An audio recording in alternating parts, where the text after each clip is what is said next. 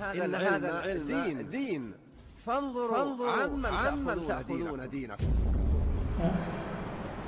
Terus yang ketiga, karena semua zikir tanpa sholawat tidak sampai kepada Allah, maka wajib sholawat. Jadi sholawat itu bagi saya bukan sunnah, Pak. Yang bilang sunnah udah lewat udah, ya. Sholawat itu wajib hukumnya. Kenapa wajib? Bahkan lebih wajib dari sholat. Sholawat itu lebih wajib dari sholat. Kalau nggak ada sholawat, sholawat nggak naik. Kalau nggak ada sholawat, sholat tidak naik. Baru dengar antum ya, sholawat lebih wajib dari sholat. Bid'ah nggak nih? Yang sering dibaca oleh imam, innallaha wa malaikatahu yusholluna 'alan nabi. Sesungguhnya Allah dan para malaikat bersalawat kepada Nabi. Wahai orang beriman, ya allazina amanu sallu alaihi wa sallimu taslima. Wahai orang beriman, kalau engkau percaya kepada Allah, percaya malaikat Allah, bersalawatlah kepadanya dan ucapkan salam rindumu.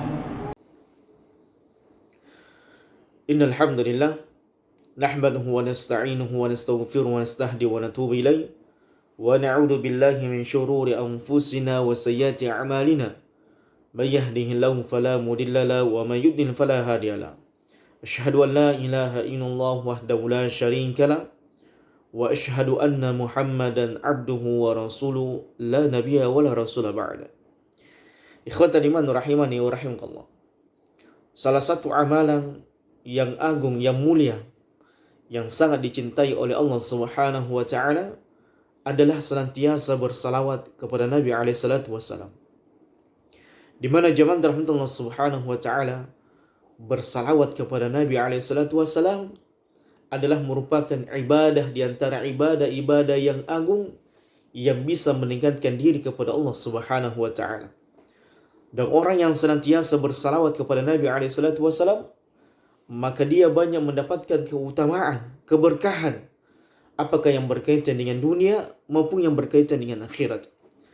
Dan di antara keberkahan, kemuliaan, keutamaan yang didapatkan oleh seseorang ketika dia bersalawat kepada Nabi SAW, yang pertama, orang yang senantiasa bersalawat kepada Nabi SAW, maka dia senantiasa meningkatkan diri kepada Allah Subhanahu wa taala, atau dia senantiasa menjalankan perintah Allah Subhanahu wa taala.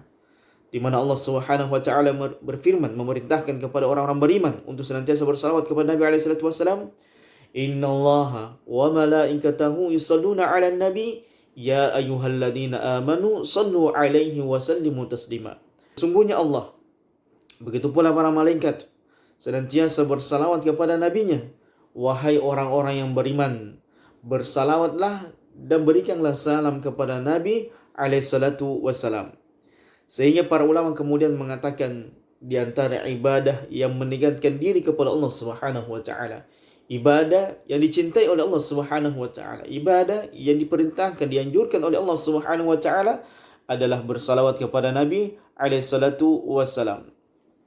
Kemudian zaman rahmatullah Subhanahu wa taala, orang yang senantiasa bersalawat kepada Nabi alaihi salatu wasalam, maka Allah golongkan mereka di antara hamba-hamba Allah yang senantiasa berzikir kepada Allah Subhanahu wa taala. Sebagaimana Allah Subhanahu wa taala berfirman, "Fadhkuruni azkurkum washkuruni wala takfurun." Maka hendaknya kalian senantiasa mengingatku, maka aku pun akan mengingat kalian. Washkuruni wala takfurun. Dan senantiasalah kalian menjadi hamba-hamba yang bersyukur kepadaku, kata Allah, dan janganlah kalian menjadi hamba-hamba yang kufur.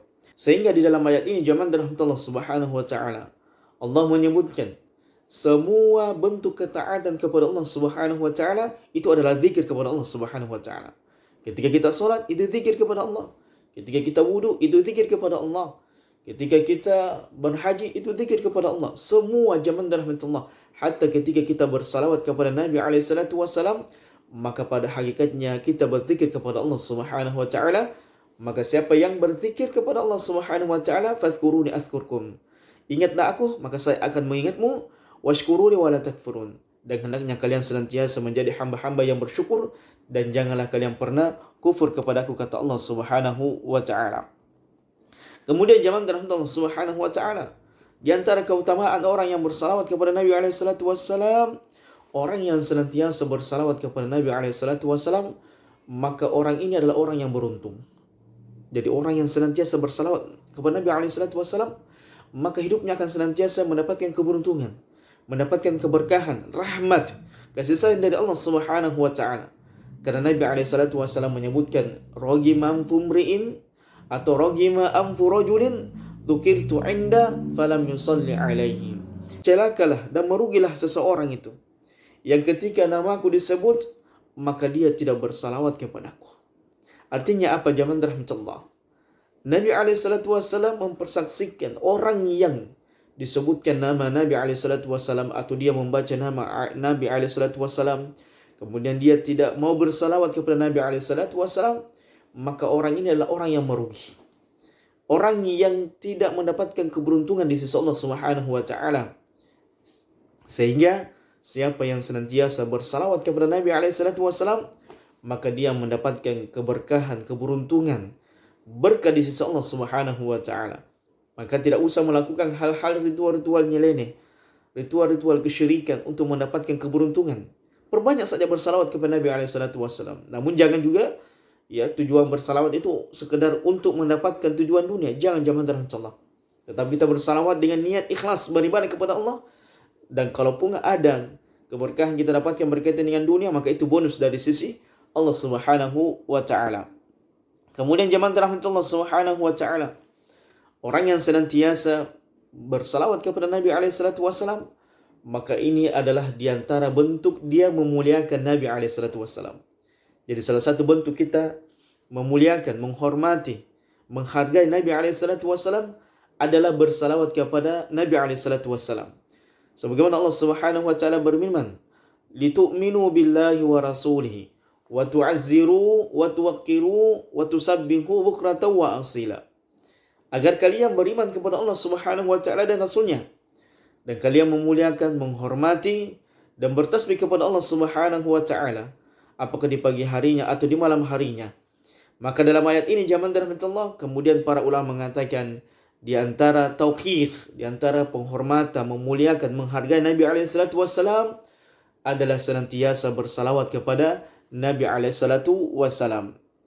Kemudian jamaah rahmatullah, di antara keutamaan orang yang bersalawat kepada Nabi alaihi salatu wassalam adalah orang yang bersalawat kepada Nabi alaihi salatu wassalam ketika dia berdoa, maka mudah-mudahan kata para ulama, insyaallah taala itu adalah merupakan di antara sebab diijabahkannya doanya dan diampuni dosa-dosanya. Subhanallah. Ketika kita mengatakan Allahumma salli ala Muhammadin, kemudian kita berdoa jamaah rahmatullah, kata para ulama, itu di antara sebab doa seseorang itu diijabah oleh Allah Subhanahu wa taala. Dan kemudian yang kedua, dia diampuni dosa-dosanya. Keutamaannya sangat besar. Maka kata para ulama, fala bud lil muslim an ya'khudha bi asbab istijabah. Maka hendaknya seorang muslim itu mengambil sebab-sebab diijabahnya doanya. Karena kita zaman rahmatullah banyak kebutuhan. Apakah yang berkaitan dengan dunia, dan lebih lagi kebutuhan kita akhirat. Kebutuhan kita akhirat apa zaman rahmatullah? Adalah kita mendapatkan kebahagiaan.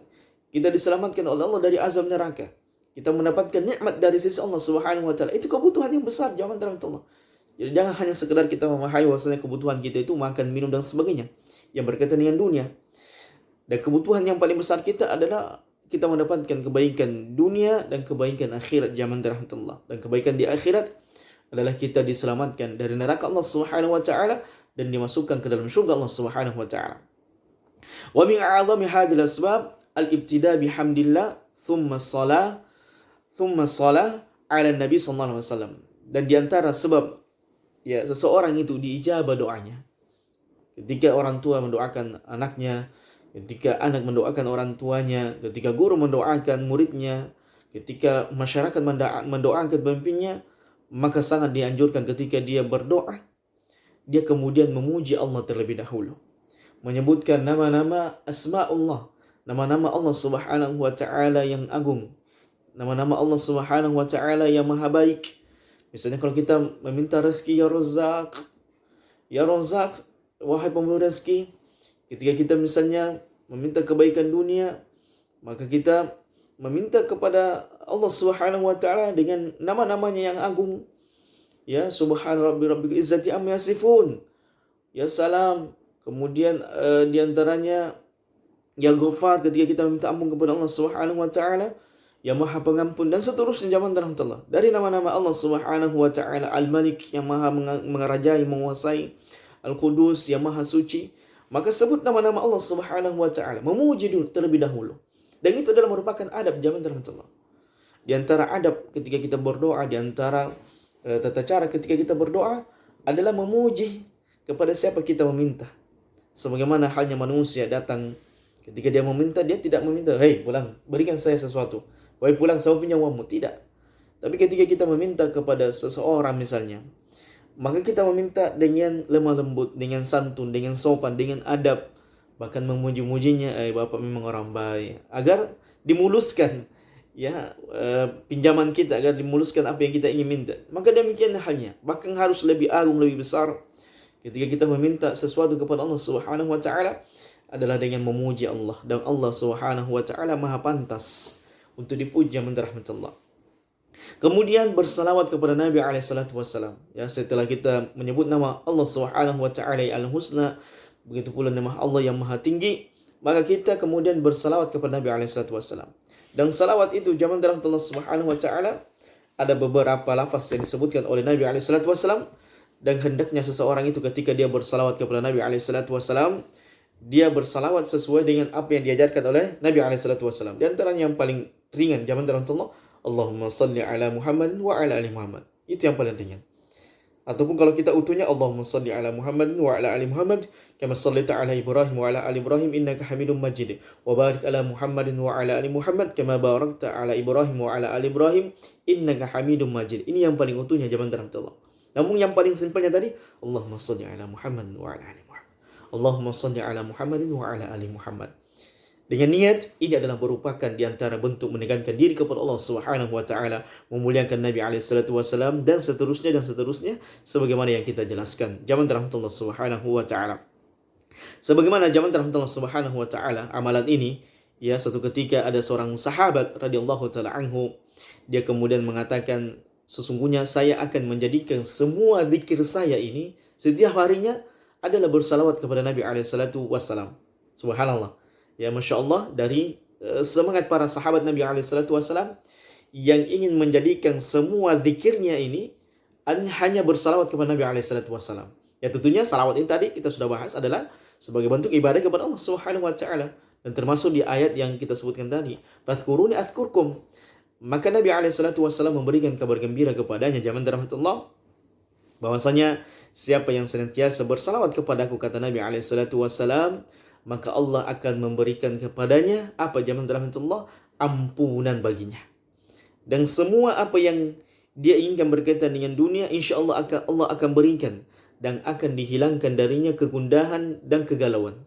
Ini hebatnya bersalawat zaman rahmatullah kepada Nabi kita alaihi salatu wassalam. Sallu ala Nabi sallallahu alaihi wasallam. Ya, di antara keberkahan, kemuliaan, keagungan yang didapatkan oleh seseorang itu ketika dia bersalawat kepada Nabi alaihi salatu wassalam. Kemudian zaman rahmat Allah Subhanahu wa taala. Di antara keutamaan salawat ini sebenarnya banyak. Ya, kita sebutkan beberapa saja.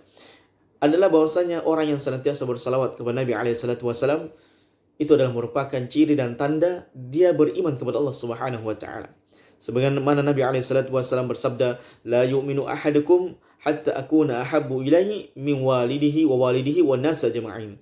Tidak beriman salah seorang di antara kalian, tidak sempurna keimanannya sampai dia, kata Nabi SAW, sampai saya lebih dia cintai dari bapaknya dan anaknya dan seluruh umat manusia. Jadi bersalawat kepada Nabi SAW adalah merupakan di antara tanda keimanan yang besar zaman rahmatullah Subhanahu wa ta'ala. Kemudian yang terakhir saja yang kita sebutkan zaman rahmatullah, cukup beberapa poin ini keutamaan salawat yang kita sampaikan. Orang yang senantiasa bersalawat kepada Nabi SAW, maka dia mendapatkan salawat ya dari Allah Subhanahu wa taala. Di mana Nabi SAW mengatakan, "Man shalla alayya salatan wahidah." siapa yang bersalawat kepadaku dengan satu solawat, ya, maka Allah akan bersalawat kepadanya 10 kali. Wa khattat anhu asyra khati'ah, dan Allah akan menghapuskan 10 dosanya. Wa rufi'at lahu asyra darajat, dan akan diangkat 10 derajat untuknya. Dari zaman Allah Subhanahu wa taala, ini adalah merupakan di antara keutamaan orang yang senantiasa bersalawat kepada Nabi alaihi salatu wasallam. Namun zaman Allah, seseorang itu tidak boleh kemudian, ya, ketika dia melihat keagungan salawat ini, kemudian dia mengatakan sungguh salawat lebih wajib daripada solat. Ini juga tidak boleh zaman Allah. Ini adalah merupakan kesalahan, kekeliruan, dan ya itulah kita melihat, ya, terkadang simpulan ini banyak memunculkan hal-hal yang aneh, banyak melakukan istilah-istilah yang tidak pernah kita dengar sebelumnya. Kemudian dia mendatangkan istilah-istilah yang ngawur, istilah-istilah yang ngaco, ya, yang datang tentunya dari sisinya. Maka tentunya zaman Allah Subhanahu wa taala, kalau kita melihat hukum-hukum yang berkaitan dengan salat, maka tentunya salat lebih mulia. Ya, tentunya kalau kita lihat kedudukannya, ya, salat, melaksanakan salat yang diawali dengan takbiratul ihram, kemudian diakhiri dengan salam, yang sebagaimana yang diajarkan oleh Nabi alaihi salatu wasallam, maka tentunya zaman Allah Subhanahu wa taala, salat adalah merupakan di antara ibadah yang paling wajib, di antara ibadah wajib-wajib yang lainnya yang Allah Subhanahu wa taala. Dan tidak diragukan lagi zaman Allah Subhanahu wa taala, salat ini adalah merupakan rukun Islam yang kedua. Allah Subhanahu wa taala memerintahkan Nabi-Nya alaihi salatu wasallam untuk melaksanakan salat, dan titahnya perintah salat ini Allah Subhanahu wa taala ketika Isra Mi'rajkan Nabi alaihi salatu wasallam, menunjukkan bagaimana agungnya, bagaimana kemuliaan orang yang senantiasa melaksanakan salat. Dan salat ini adalah merupakan ibadah yang paling utama yang kelak akan dimintai pertanggungjawabannya di sisi Allah Subhanahu wa taala pada hari kiamat nanti. Salat ini adalah merupakan ibadah yang pertama kali yang akan ditanya oleh Allah Subhanahu wa taala. Dan lihatlah zaman Allah, Nabi alaihi salatu wasallam kemudian mengatakan, ketika seseorang itu kelak dimintai pertanggungjawabannya tentang salat, maka ketika salatnya ini baik, maka semua amalannya baik.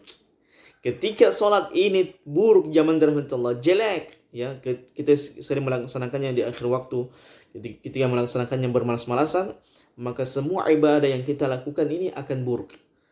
Maka percuma bersalawat kepada Nabi alaihi salatu wasallam, senantiasa bersalawat kepada Nabi alaihi salatu wasallam, terus-menerus bersalawat kepada Nabi alaihi salatu wasallam, namun tidak salat. Percuma melaksanakan ibadah haji kalau tidak salat. Percuma melaksanakan ibadah puasa kalau tidak salat. Karena Nabi alaihi salatu wasallam mengatakan, ya, rumus dari semua ibadah yang kita lakukan, ketaatan yang kita lakukan itu salat. Kalau ini salat rusak, maka semua ibadah yang kita lakukan ini tidak ada gunanya, tidak ada artinya. Karena kenapa zaman Allah? Karena salat ini adalah merupakan puncaknya ibadah peribadatan yang kita lakukan di sisi Allah Subhanahu wa taala. Ya, amalan yang paling agung di sisi Allah Subhanahu wa taala, amalan yang memperbaiki semua ibadah-ibadah kita. Karena ini adalah merupakan induknya ibadah ketaatan kepada Allah Subhanahu wa taala setelah mengucapkan asyhadu an la ilaha illallah wa anna muhammadar rasulullah. Yang kemudian dijelaskan oleh para ulama panjang lebar bahwasanya salat ini adalah merupakan ibadah yang agung, yang paling tinggi kedudukannya di sisi Allah Subhanahu wa taala. Sehingga seseorang itu tidak boleh mengatakan bahwasanya salawat yang meskipun banyak keutamaannya, banyak keberkahannya, banyak keagungannya, maka tidak boleh disandingkan, bahkan mengatakan salawat itu lebih mulia, lebih wajib daripada salat. Tidak bisa zaman Allah. Bagaimana mungkin, ya, salawat itu lebih mulia daripada salat sallallahu alaihi wasallam? Padahal Nabi alaihi salatu wasallam sendiri yang mengatakan bahwasanya perkara yang pertama kali yang akan dihisab oleh Allah Subhanahu wa taala adalah salat. Apabila salat ini baik, maka semua amalan menjadi baik. Dan apabila salat ini buruk, maka semua amalan yang dilakukan oleh manusia itu akan buruk di sisi Allah Subhanahu wa taala. Meskipun dia bersalawat, meskipun dia berhaji, meskipun dia rajin bersedekah, maka salat zaman Allah lebih mulia, lebih agung di sisi Allah Subhanahu wa taala. Bahkan ketika seseorang itu baru mempelajari salat, atau ada seorang muallaf, dia kemudian baru melaksanakan salat, kemudian dia tidak bersalawat ketika dia tasyahud, atau dia mungkin masih kurang membaca doa-doa salat, maka tetap salatnya diterima oleh Allah Subhanahu wa taala. Tetap sah, diberikan uzur zaman rahmatullah. Ini menunjukkan, kemudian Syekh bin Baz mengatakan bahwasanya ketika seseorang itu tidak membaca salawat ketika dia bertasyahud, maka insya Allah tidak mengapa. Ya, namun kalau dia bersalawat ketika dia bertasyahud awal, maka tentunya ini adalah merupakan di antara amalan yang menyempurnakan ibadah solat tersebut. Namun kalau ditinggalkan karena apakah secara sengaja atau tidak sengaja, maka tidak mengapa. Maka tetap sah solatnya zaman Allah Subhanahu wa taala. Sebab bersalawat ketika solat, ya sebagian para ulama mengatakan wajib, namun sebagian ulama kita, ulama ahli sunnah wal jamaah melihat itu bukan sesuatu yang wajib, tetapi itu adalah merupakan sebuah sunnah yang sangat ditekankan. Karena andaikan itu wajib zaman rahmatullah, ketika kita bersalawat itu wajib kita mengucapkannya. Karena dia merupakan di antara kewajiban yang kita lakukan, yang harus kita lakukan ketika kita melaksanakan solat kepada Allah Subhanahu wa taala. Maka menyebutkan bahwasanya salawat lebih wajib daripada salat, maka ini adalah sebuah kekeliruan, sebuah kesalahan, dan saya lihat dia mungkin sengaja menyampaikannya. Ya, dia sengaja menyampaikannya zaman Allah Subhanahu wa taala, dan tentunya ini adalah merupakan sebuah pembahasan, penjelasan yang sangat keliru dan salah, yang sangat salah dari seorang doktor, dan tidak pantas ya orang yang sudah paham, yang sudah mengerti, bahkan dia sudah berdakwah menyampaikan hal-hal yang seperti itu. Maka tidak pantas zaman rahmatullah. Seharusnya dia mengatakan bahwasanya di antara kesempurnaan, di antara kemuliaan, di antara keagungan orang yang senantiasa melaksanakan salat adalah mengikutkan salawat ketika dia salat, yaitu senantiasa mengucapkan salawat asyhadu an la ilaha illallah wa anna muhammadar rasulullah ketika dia bertasyahud, atau dia senantiasa bersalawat ketika dia berzikir kepada Allah, dia senantiasa juga bersalawat kepada Nabi SAW. Dan jangan dia sandingkan kewajiban antara salat dengan salawat. Jadi tidak boleh zaman Allah Subhanahu wa taala membenturkan satu ibadah dengan ibadah yang lainnya, karena satu ibadah dengan ibadah yang lainnya saling melengkapi, ya, saling mendatangkan keberkahan bagi seorang hamba ketika dia melaksanakannya. Oleh karena zaman Allah Subhanahu wa taala, ya, dengan mungkin ini apa yang dia sampaikan menjadi bukti bagi kita semuanya, maka hendaknya kita senantiasa menjadi orang-orang yang tathabbut, yang senantiasa mencari tahu apakah benar apa yang dikatakan si fulan ini. Jangan kita termasuk orang yang setiap perkataan itu kita terima seperti tempat sampah. Zaman rahmatullah. Jangan zaman rahmatullah. Kita filter. Ketika kita makan, kita filter. Apakah makanan ini cocok untuk atau tidak. Jangan setiap saat perkataan manusia kita dengar, kita tampung di hati kita, menjadi syubhat di hati kita. Jangan zaman rahmatullah seperti tempat sampah. Tapi jadilah Anda seperti filter, ya, yang sangat merespon apa yang kalian dengar, apa yang kita lihat, apa yang kita baca. Kita timbang, kita tathabbut. Betulkah apa yang dikatakan si fulan ini? Apakah benar salawat lebih wajib daripada salat? Oh, kita melihat dan kita membaca keterangan para ulama berdasarkan dengan Quran dan Sunnah. Oh, ternyata tidak benar. Ini adalah sebuah kebohongan. Ini adalah sebuah kedustaan, kebodohan si fulan, atau memang sengaja untuk menyesatkan umat manusia, pemikiran manusia. Dan ini lihat zaman dalam Allah Subhanahu wa taala.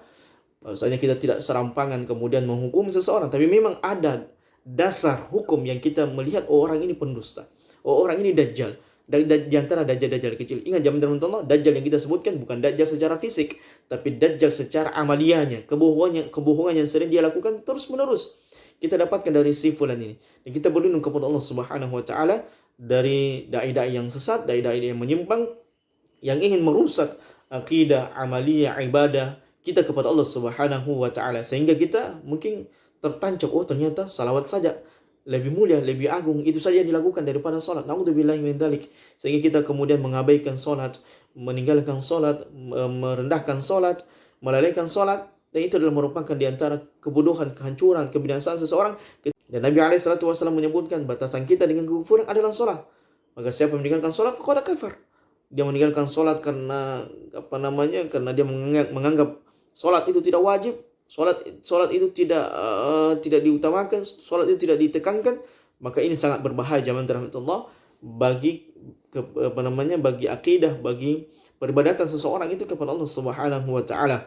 Dan inilah pentingnya kita kemudian tathabbut, sekali lagi zaman rahmatullah, tathabbut, ya, mencari tahu, meng-cross check benarkah apa yang dikatakan si fulan ini. Kalau kita sudah tahu dia banyak syubhat, dia banyak penyimpangan, maka hendaknya kita tinggalkan dia. Sengaja kita membuat video khusus untuk permasalahan ini, apakah salawat lebih wajib daripada solat, agar kita jangan salah kaprah. Jangan sampai kita kemudian melenceng dari ajaran Islam yang benar yang sudah turun temurun kita diwariskan oleh Nabi SAW kepada sahabatnya, tabiin, tabi'in dan para aimatul arba dan sampai kepada kita semuanya, sehingga kita menyimpan dari jalan Allah Subhanahu wa taala, jalan yang lurus, jalan terhadap Allah Subhanahu wa taala. Demikianlah jalan terhadap Allah, ya, sedikit ya mungkin meluruskan banyak kesalahan dari si fulan ini. Mudah-mudahan kita ambil manfaatnya. Hadza wallahu a'lam bissawab.